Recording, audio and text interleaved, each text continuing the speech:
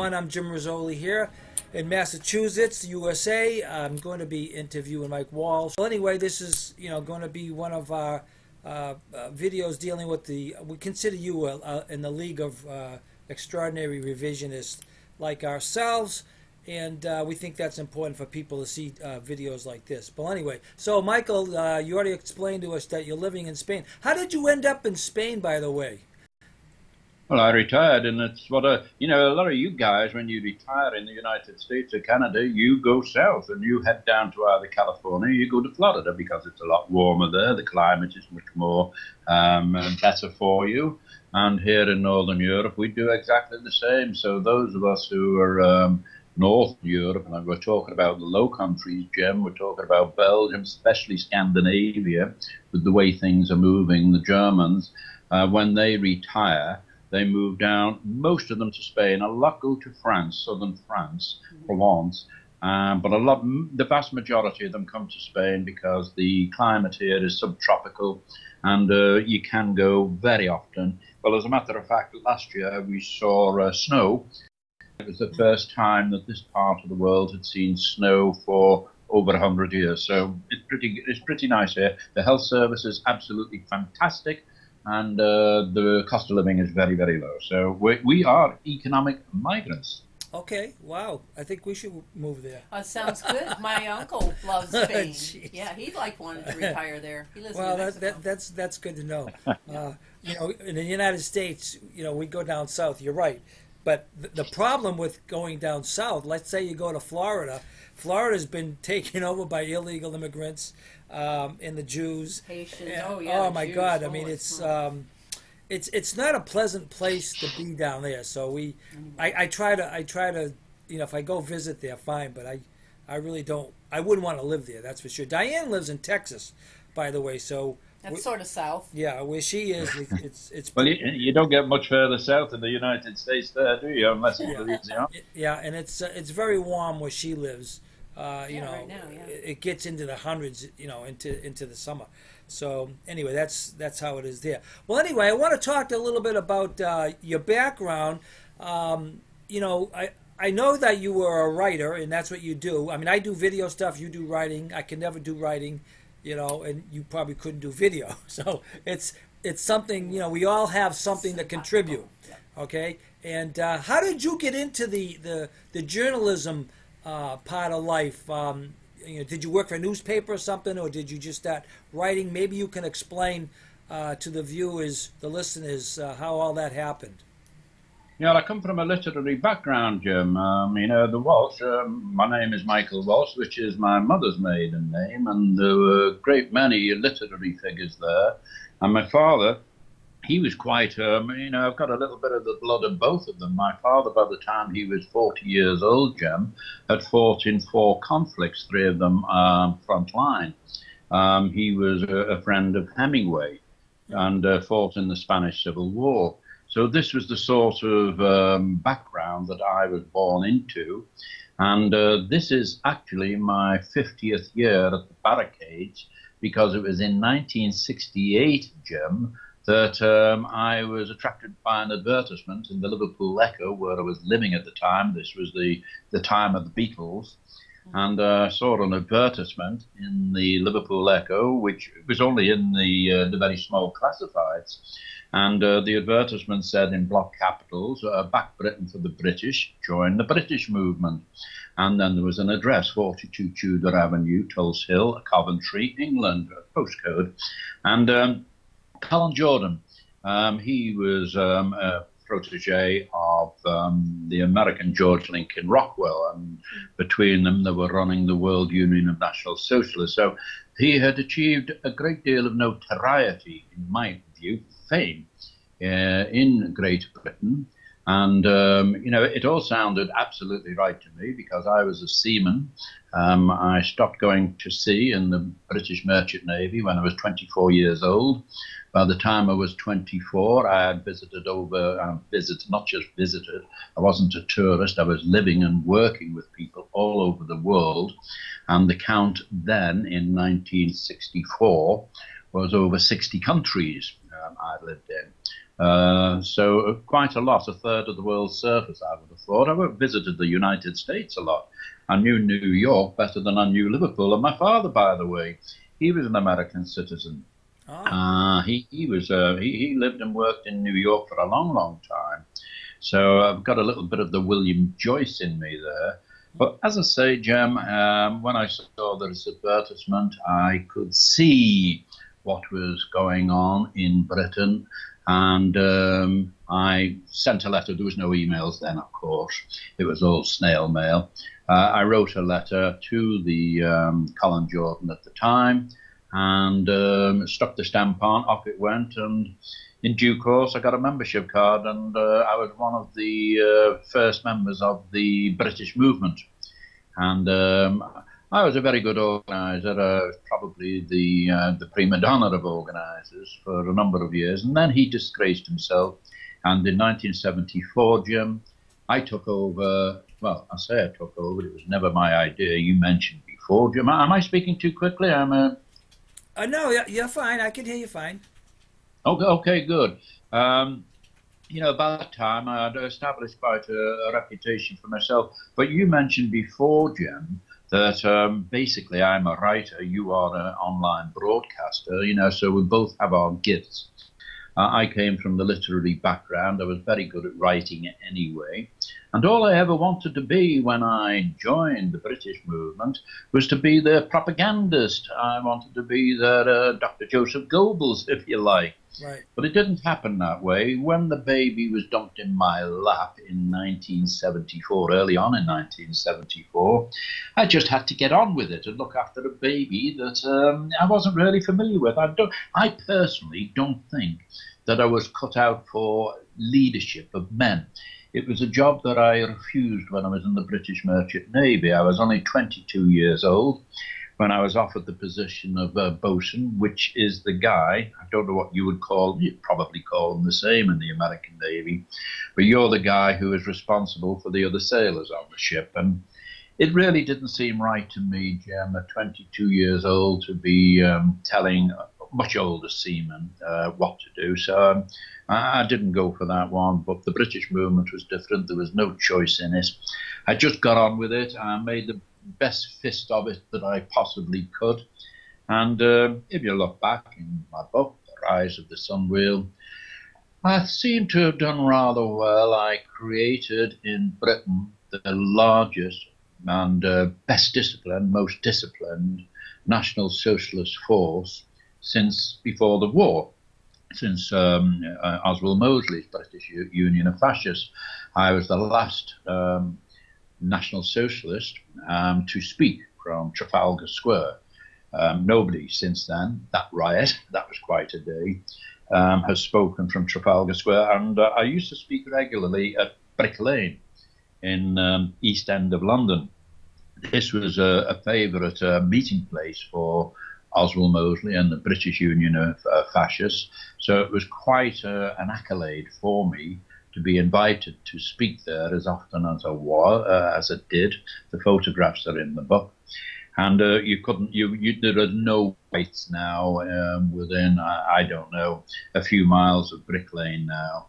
It's all gone, and everything I predicted and was sent to jail for predicting has turned out far, far worse than I prophesied. It was about 1979 when I was prosecuted by the British courts, by the British Prosecution Service for under the Race Relations Act. And I was sent to court, and I received 6 4-month prison sentences for publishing literature which they claimed was race hatred. One of them, as a matter of fact, it's ironic because one of the stickers for which I received 4 months jail for simply said, race mixing destroys our people. Well, this is a biological fact. Race mixing does, of course, destroy any people, not just the white people. It destroys any ethnicity. And ironically, a number of those who used to buy those stickers and distribute them were Asians. So I got 4 months for that, and happily, they all ran together, so I only served the 4 months. Another one, I just reproduced Rudyard Kipling's poem, The White Man's Burden, and I got 4 months for that. I hadn't committed any offence. They just the law says that people could have been offended by it, and if people could have been offended by it, then I was breaking the law. So, as I say, I got 6 4-month prison sentences, and I served part of it in Liverpool's notorious Walton jail, where they hanged a lot of people, even in my lifetime, late in my lifetime. It was the Sing Sing, if you like, of Britain, and then off to Appleton Thorn. And I've had a lot of compliments, Jim, over the years, but one of the nicest compliments that I was ever paid was by a senior policeman a senior prison warder, rather, in the jail, who said, "I've been 40 years in this job," and he says, "You are the first man I have ever seen jailed for being honest."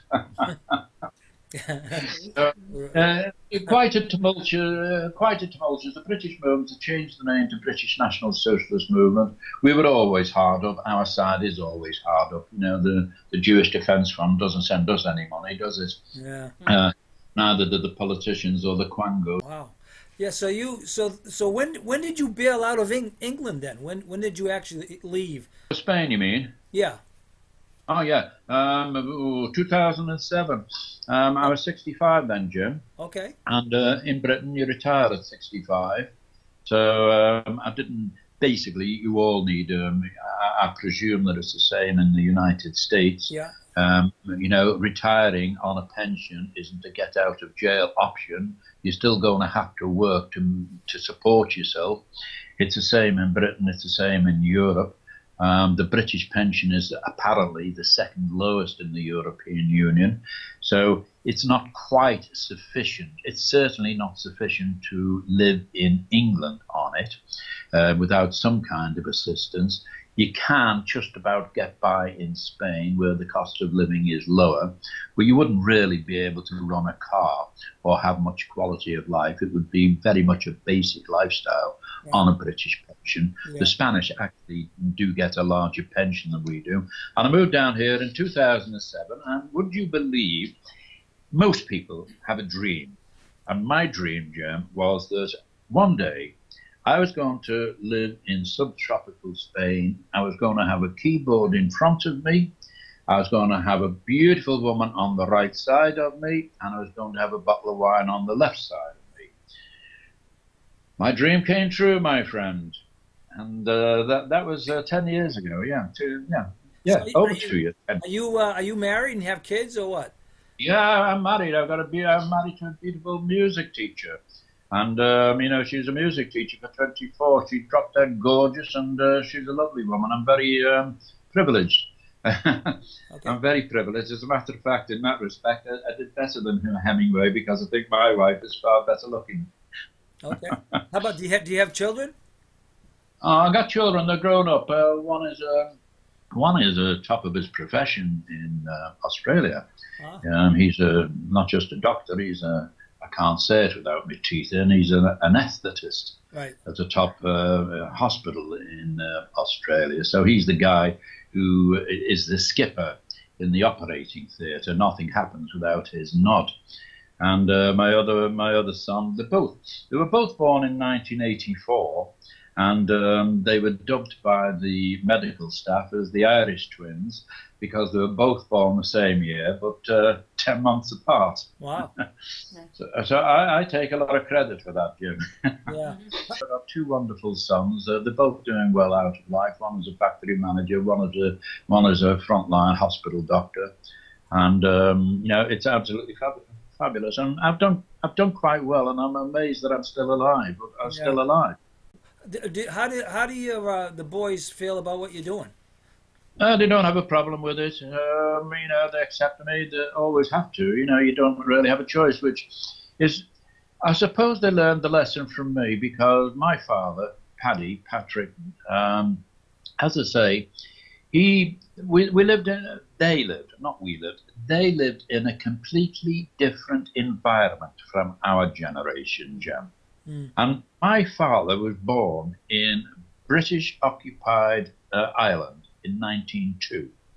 This was at the height of the troubles with the Black and Tans. And the Black and Tans, I'm sure that the NKVD in Bolshevik Russia learned all of their tricks from the Black and Tans. Wow. And my father, would you believe, as an 18-year-old, was on the run through the mountains of Ireland with a British Army price on his head, fighting the Black and Tans in Ireland. In the end, about 1920, 1921, Ireland achieved a sort of independence in which it was the north of Ireland, the 6 counties, was going to stay with England. And with certain codicils, the Republic, what we now know as the Republic, would be independent. So what followed then was his second conflict. He was caught up in the Irish War of Independence. And this was a bloody civil war in which brother was fighting father and father was fighting daughter. It was terrible, terrible bloodshed. And father then, he'd be in his early 20s. He went to the United States. He helped to build the subway in Manhattan. He joined the Communist Party there because, as I say, it was a different world then. Yeah. You know, the only way a lot of people could see out of the terrible oppression of the capitalists, remember, you know, you had terrible riots in Washington, D.C., in, I think it was the 1920s, 1930s. You had the slump. The only way a lot of Americans could find their way out of it was the Communist Party. Well, I thought he was wrong. I've proved that he was wrong, but that's another story. In 1937, the Spanish Civil War broke out. So he and others, they were members of the International Brigade, in his case, the Abraham Lincoln Brigade. And he was fighting in the front lines in Spain, including Jarama. Jarama, I should keep the figures in front of me, but out of about 550 caught up in that battle, I think there was about 55 who were not killed or injured. And my father was one of the lucky ones. Wow. So I'm very, very fortunate here because I think, Jem, fate is so strange. Because in 1938, up in the hills over Madrid, a fascist sniper took aim and he fired a shot which killed my mother's fiancé. As a consequence of that, his comrade, my father, went to Liverpool after the war to tell my mother how her fiancé had died, and the rest is history. They got married, and I'm here. Wow. So had that fascist it had his aim been a little bit off, I simply wouldn't be here talking with you now. Wow. So I got a fascist from presumably one of the phalangists, but then again, a lot of people who were not Spanish fought for Franco's armies. It could have been anyone, but I've got to thank that guy for being a pretty good shot. It was a bullseye and it gave me life. So taking another man's life gave me my life. Wow. So, you know, that's the strangeness of things, isn't it? And my father then went on after the Spanish Civil War. The World War II had broken out, of course, and he was enlisted into the Royal Air Force. He was an aircraft mechanic there. He wasn't fighting in battle. But he was flying, Spitfires and the other one, I forget, Hurricanes. I've seen his pilot's license for these. Not bad for a farmer's boy. Yeah. Now, to have achieved that. Is your father still alive or what? No, he died quite some time ago, and it was a very, very sad story, Jim. And this is a story I relate. You asked me about my sons a little bit earlier. And this is a story that I would relate to everybody because I come from a very rebellious family background in which several civil wars are involved in my family background. And it was such I can only describe it as very, very sad. When I was 28 years old, I was in Liverpool and I was organising a very, very good branch of the British movement, which of course was not fascist, it was National Socialist. We didn't hide it. We didn't hide our love for our belief in National Socialism. And I was holding a meeting in a church hall in the centre, Liverpool city centre. And I was getting all of the paperwork out. I was putting all of the, the posters and the books out, absolutely everything, getting the place ready because I was expecting quite a number of people to arrive. And you can imagine the horror when going down the stairs, I saw my father coming up the stairs towards me because my father was a member of the Communist Party. And the very first thought in my head was he's come to disrupt my meeting, to embarrass me. So, of course, I flew into a terrible rage. And I remember as if it was yesterday, we were rowing on the stairs. And I told them to get out and get out of my life. I didn't want any communists in my life. And he argued his corner. So he said that it was his meeting, not mine. You can imagine what this did to me. I said, well, it's my meeting. I said, so we went up to, for want of a better term, the tariff on the top of the stairs. And he was speaking at a meeting the following week. He'd got his night right, but he got his week wrong. And the poor man, I regret to say, humiliated with me shouting after him, he retreated, and I never saw the poor guy again. Wow. And I'm very, very sorry because, yes, he was a member of the Communist Party. He wanted a better world for everybody. He thought the Communist Party was the only way to do it. I thought that the National Socialist way was the only way to do it, and we fell out. And I regret because, since I have known immigrants, I've known communists and all the rest of it, and I've sat down with them and we've talked and we've had a beer together and we've settled our differences over a beer. And I'm sorry that I never did that with my father, which I should have done. And this is a cross that I've had to bear for the rest of my life. But you can't put the toothpaste back in the tube, can you, Jim? What year did he die? I think about 1974. I think he was 72 years old. Yeah, 1974. Wow. Wow. That was a while ago. Yeah. Oh, yeah, it's a little while ago, and we're all moving on. The chain is moving on, and we're links going through. Yeah. Yeah. So now let me ask you about your writing now. You are obviously a third right advocate. I guess that would you call yourself that or what?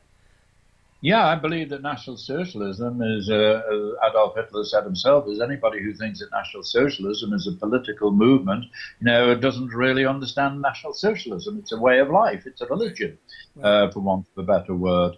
And I do believe, and many, of course, things have changed. Perhaps you'll ask me in a few moments, what got me into National Socialism. It wasn't Colin Jordan, by the way. Right, yeah, that was my next question, sure, yeah.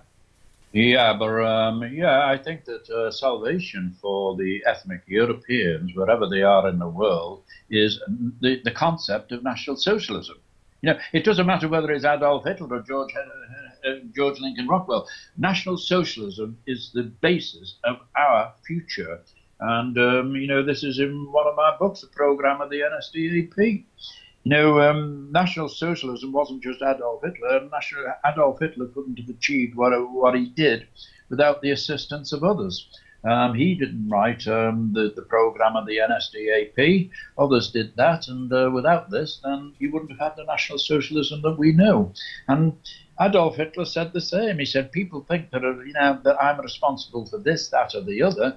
He said, but in actual fact, he says, all of the important decisions, I make them, I take responsibility for them, but only after I've discussed the matters with those who are expert at them.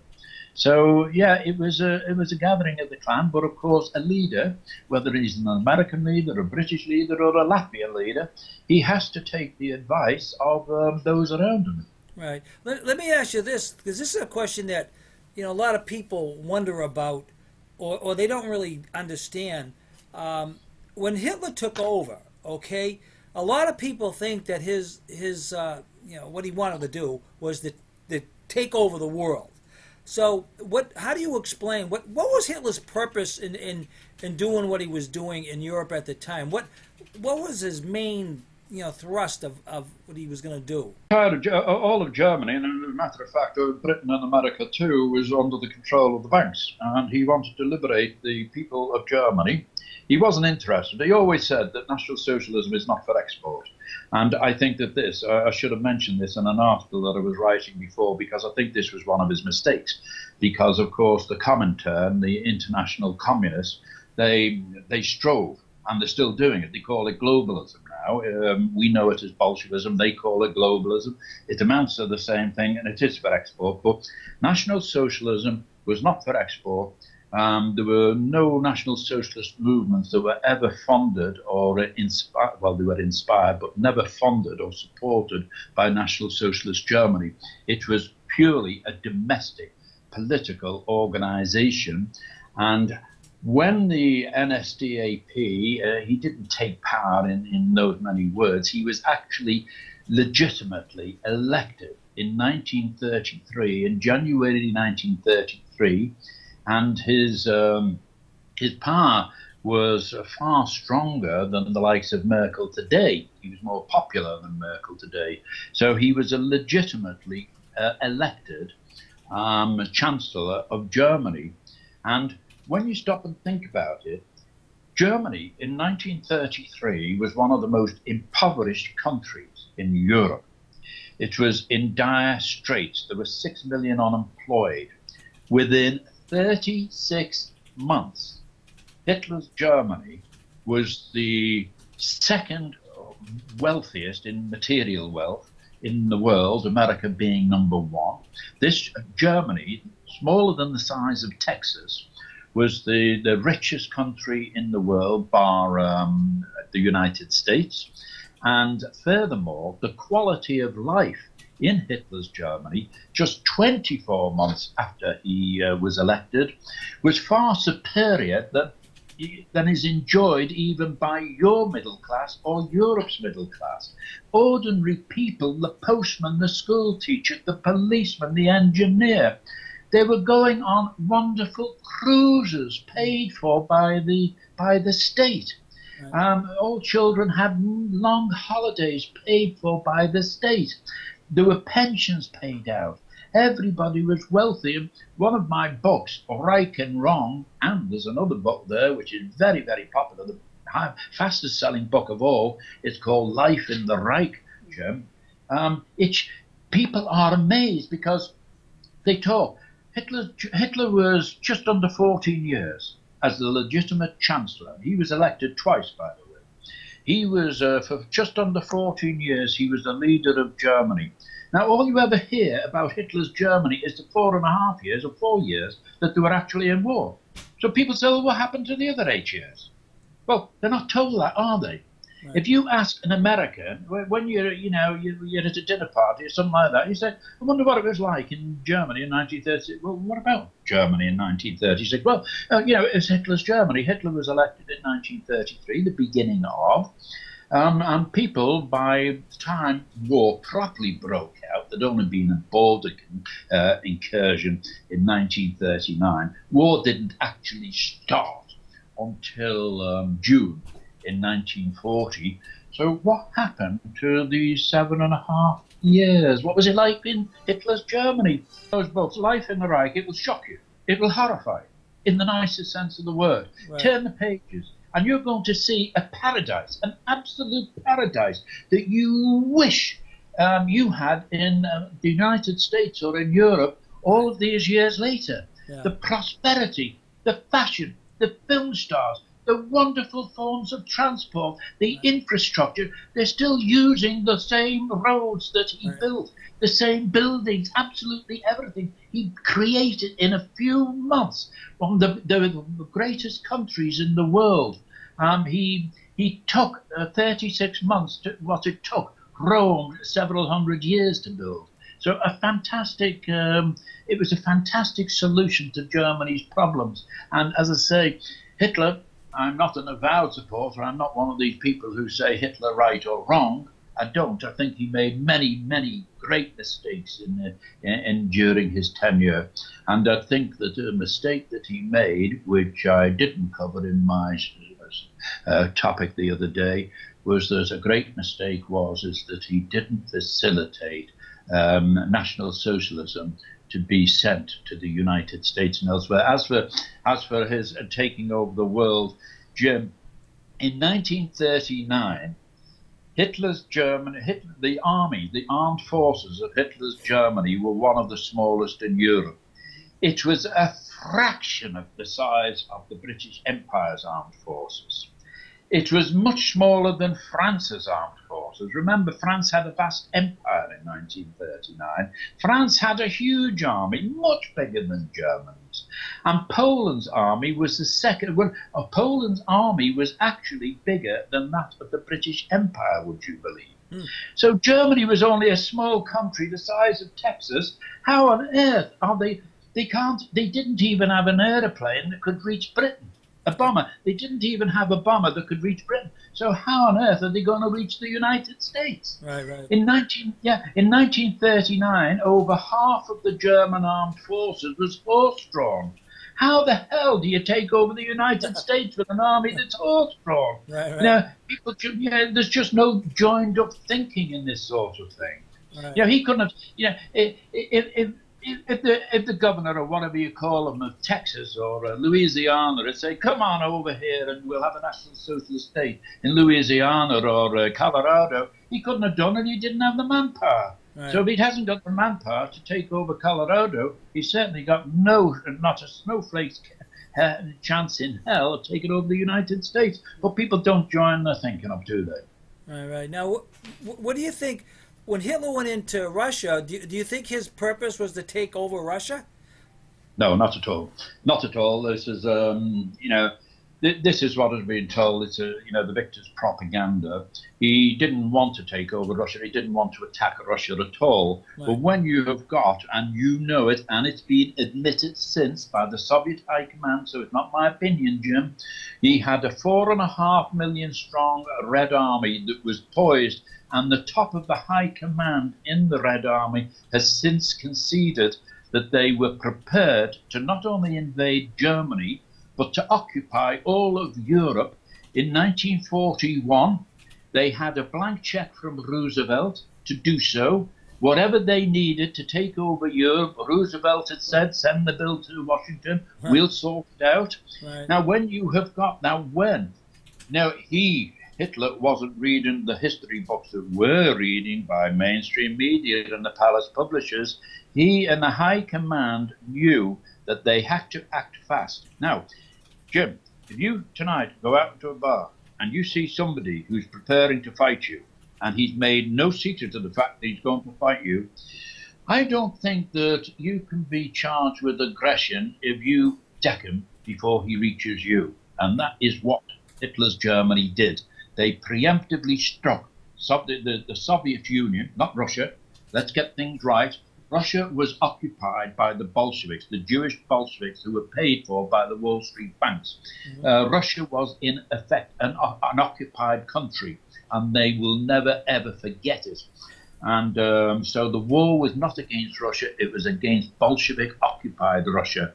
And the Germany's only intention was to push them back, to derail them if they possibly could, and to eventually withdraw from Belarus, from Ukraine, and from the other countries. The other countries, of course, were allies of Germany, Bulgaria and Hungary, Romania. They were all allies of Germany. And then leave Ukraine with an independent government that would act as a buffer state between Bolshevik Russia and Germany. So then the Bolsheviks, to get at Germany, would have to go through independent Ukraine. And, of course, Hitler's Germany would make sure that independent Ukraine, which is the biggest country in Europe, remember, it's a very, very big country as Ukraine, that would act as a buffer state. Belarus is very big as well, and that protects Northern Europe. And Germany could then go back to living in peace. with its neighbours, and with itself. And that was the idea. And they got to and this is an interesting thing, although the German armies were only a fraction of the size of the Red Armies.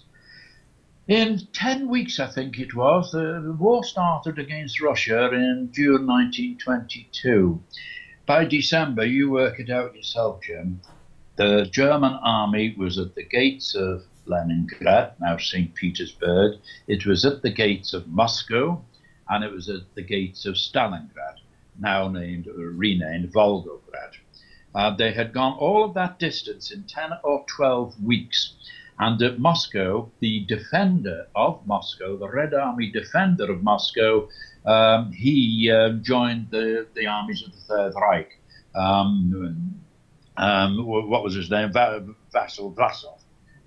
Vlasov. He joined the armies of the Reich. And this is another thing that people are not told. Do you know, Jim, that the biggest army in European history was the Russian army which fought on the side of Hitler's Germany? Interesting. Furthermore, it was the only European army that ever exceeded over 1 million men under arms. And they fought not for Russia, but against the Bolsheviks on the side of the Workers' Reich. Wow. Maybe you could explain something, to the listeners. What happened with those people that were fighting for Hitler? That I guess you'd say they were nationalist Russians. Is that what you'd say? Would you call them? Yeah. Okay. Yeah, the ROA, the Russian armies who fought on Hitler's side, all they wanted was an independent Russia that was free of Bolshevism, very much like Russia today. Yeah. They wanted an independent Russia. There was absolutely no way that one of the smallest countries in Europe could ever control Russia. So there was never any question, apart from Victor's propaganda, that Germany could have ever colonized. Now, Germany never had any interest in holding colonies at all. Remember that until 1918, Germany had many, many colonies throughout the world. They had huge parts of Africa, which were German colonies. They'd never conquered them by force of arms. They had just fallen into Imperial Germany's arms. And these were confiscated by the Allies in 1918, illegally taken from Germany. And Hitler's Germany, they could have campaigned to have them back. Legitimately, these colonies that had been taken over by the French and the Belgians and the British, of course, these were Germany's colonies. And, they had a very, very good case. Hitler's Germany had a very, very good case for saying, we want our African colonies back. Now, he said, we're not interested in having them back. You have them. We're not interested. So we're being now told that Hitler, who told Britain and France, we're not interested in taking our colonies back. You have them. You're welcome to them. But that same guy is now, we're being told this was going to colonize America and Russia. Something just doesn't add up, does it? Right. Yeah. Maybe you could explain, because again, the Russians that fought for Hitler, which a lot of people don't even know that happened, what happened to them at the end of the war? Wanted it one word, they were killed. Right. Is that they were killed either immediately. Right. Britain shipped back over 7 million of them. Now that's a lot of people. Wow. 7 million of them. Okay. Britain shipped over 7 million. Keelhaul, isn't that what it was called? Operation Keelhaul or something? Keelhaul. Now listen, I'm very ashamed to say this because I love Liverpool as you love wherever in the world that you live, but I'm very much ashamed that ships sailed from Liverpool, from this port of Liverpool where I lived at the time, and they took these prisoners, the Cossacks, all of the people who wanted to liberate Russia. They took them up to the Russian ports, up at the Baltic and round to Murmansk, and the British crews stood there while they watched and listened to them being machine gunned in groups by the Red Army. And that is another disgrace on the escutcheon of Britain. It's a disgusting, it's a disgusting nation. or a disgusting political elite. There's nothing wrong with the English people. I've lived with them. I've worked with them all of my life. They're like the Americans. Of course, I was in the United States a lot when I was a young man. I was right up and down the West Coast, right up from New Westminster, Victoria in Canada, right down to Los Angeles, San Francisco. And the American people are the salt of the earth, and so are the British people, the salt of the earth. But the poisonous, the swamp that runs Britain and the swamp that runs the United States, really, there is only one solution for them, and that really is the final solution, Jim. Yeah, right. Yeah, a lot of people, they don't understand how how these nations just they turn against the good people, and the good people end up getting killed, and no one cares. It doesn't seem like anyone cares. Unbelievable. Yeah, it was a terrible thing, Operation Keelhaul. But as I say, people don't realise the numbers was in Britain alone. Now, of course, the Russians captured an awful lot of them, of course, and these guys were either just killed on the spot, children as well. We're talking about women and children because Right. you've got the camp followers here. The Cossacks. The Cossack was a great nation. Right. It still is a great people, but they're all in exile now. Yeah. There's a few remaining, but the Cossacks were a wonderful, great nation. They were completely wiped out, just as the Indians were in the United States and Canada. Right. They were decimated, totally decimated by the Russians and the British. And a wonderful, wonderful people. And there were many, many other ethnic groups in Bolshevik-occupied Russia. They've all disappeared. You've got so many. This is why people should be reading my book, Megacus, and they should be reading Trotsky's White Negroes. During that terrible period when they said, well, Stalin was the lesser of the two evils, that's what the Americans had been told, and that's what the British were told.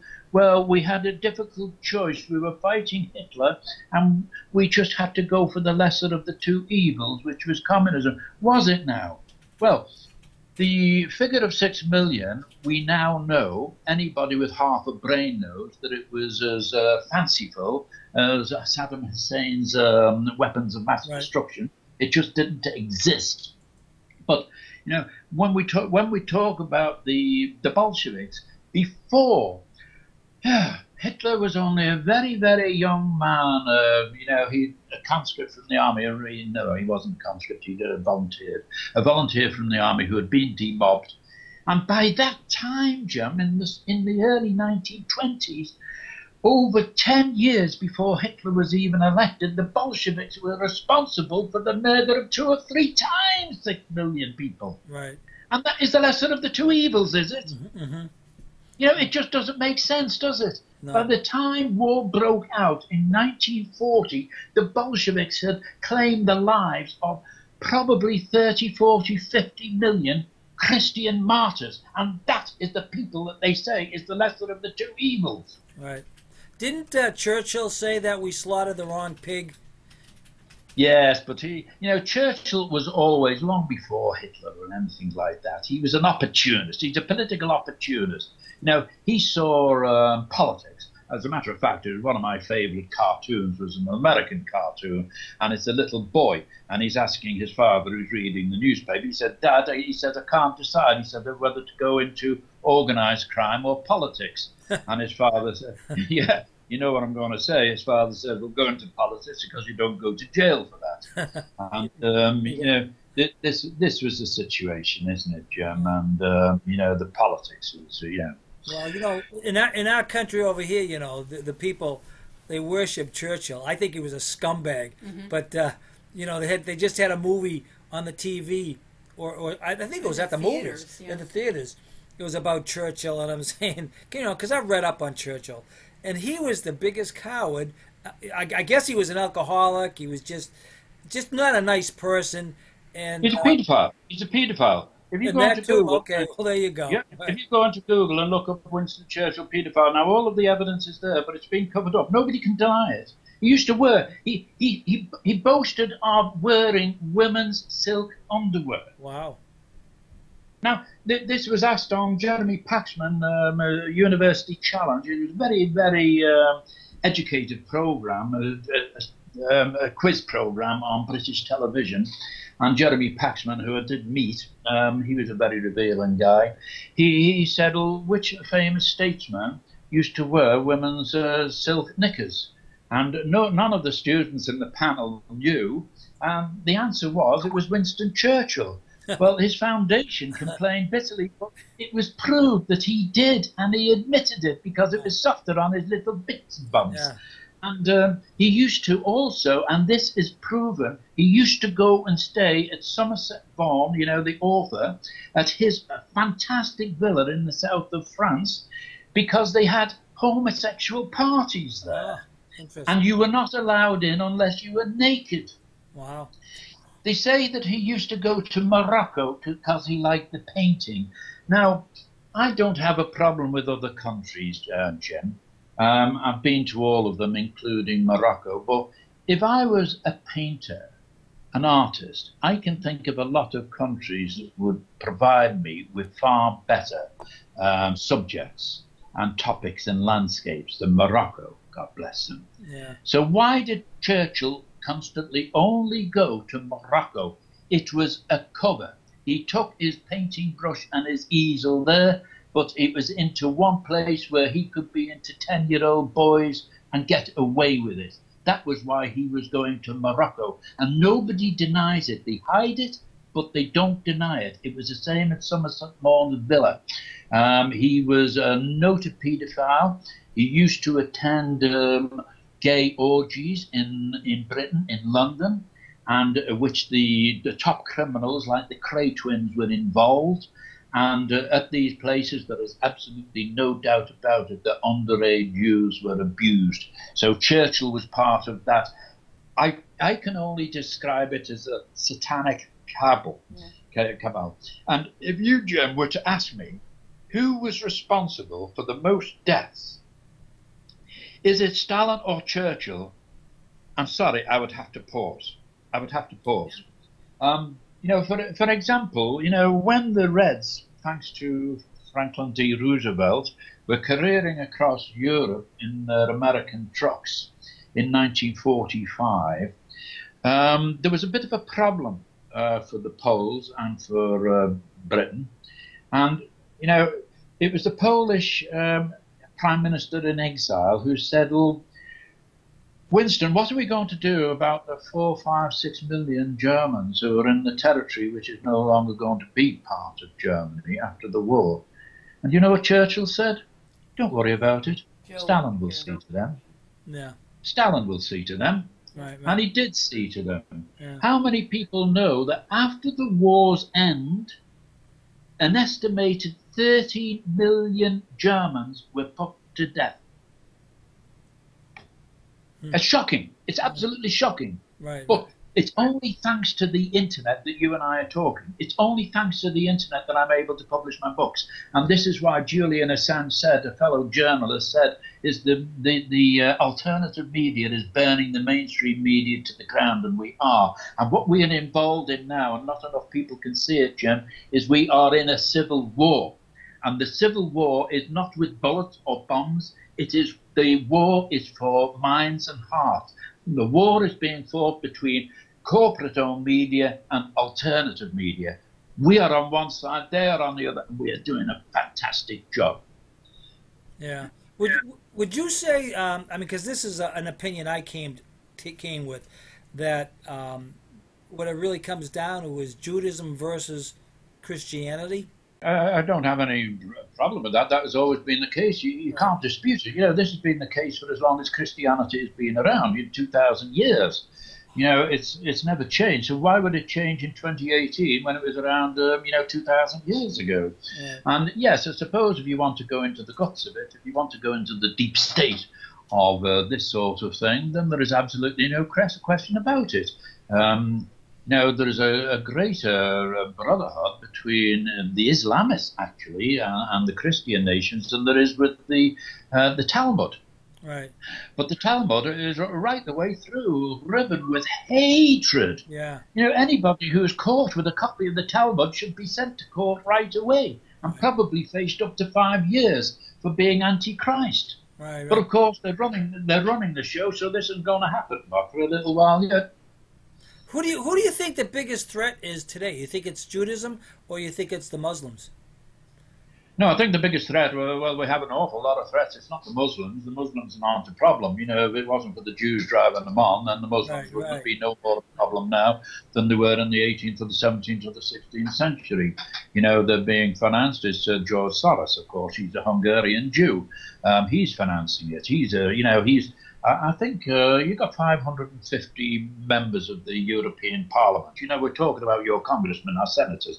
You know, this guy, there's I think it's about 272 members of the European Parliament are getting funded by George Soros, this financial speculator who's a Jew who wants open borders. You know, so Europe has been totally and absolutely corrupted by a corrupt media, which is also in the pocket of George Soros, and by, of course, its political elite. And this again, so it's very, very difficult to break it down into just two things. You know, there's one of the problems that I and you face. It's apathy. You know, they suffered from apathy in before National Socialist Germany. Apathy is part of the human nature, and I'm a rebel. I'm an active rebel, same as you are. And I think, well, if everybody, if only 10%, 5% of the people were like you and me, we wouldn't have a problem. Right. So we're the problem. Right. Let me ask you this question. What do you think about Trump? I don't like him at all, to tell you the truth. It's very much like Churchill. You know, he's running with the hare and the hounds, and he's a victim of circumstance. And I think he's a businessman, and he's a horse trader. He's never ever been anything but a horse trader all of his life, and he's trading off one after another. But I always say, you know, right throughout my years, I say, never mind what a man says, watch what he does. Yeah.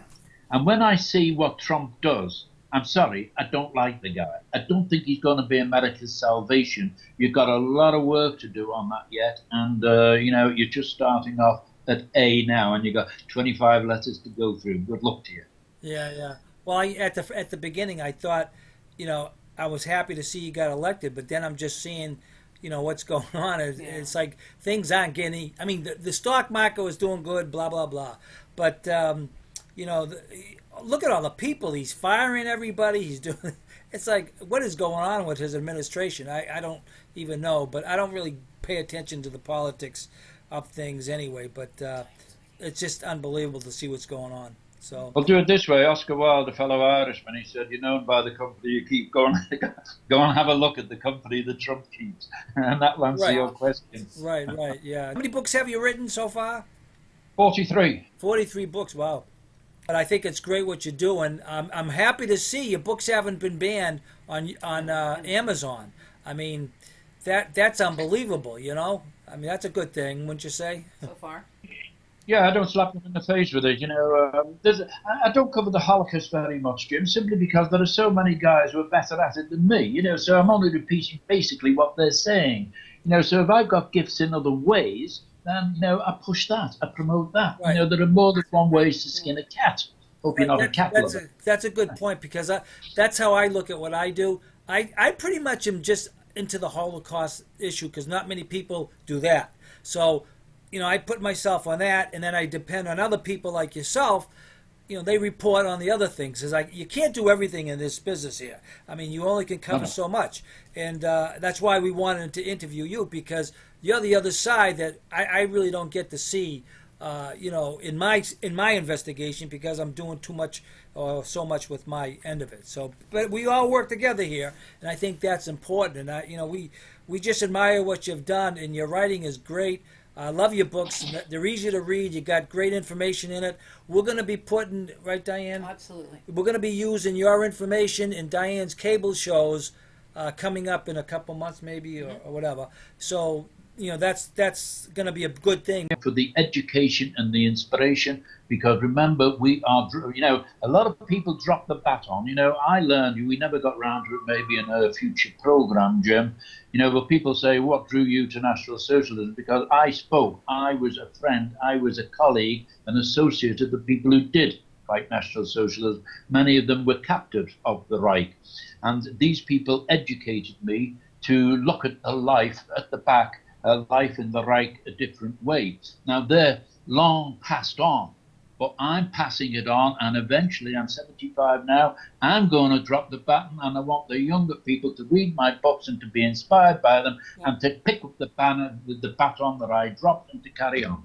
That sounds good. Well, that's good. We're gonna bring more people to your information. Absolutely. In our travel, so that's really good for you. So, well, listen, we're gonna let you go. We appreciate that you took the time to talk with us. We'll probably talk to you another time. More involved with your books and exactly what books you've written, and we could talk about those too. But I just wanted to get some people on our end here that I really didn't know much about you, until the last couple months. So, I mean, that just shows you that we have to, in the United States, we have to get more people to see, that side of life here on these books. So it's important to get it out.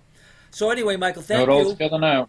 Thank you very much for the interview, and we will be in touch with you another time, down the road to continue on in the discussion. Okay. Yeah, thank you very much. Very well respected to both of you, Jim and Diane. It's a pleasure to talk with you and a privilege too. Thank you very much. Too. Very good now. Take care. care. Yep. Bye now. Bye.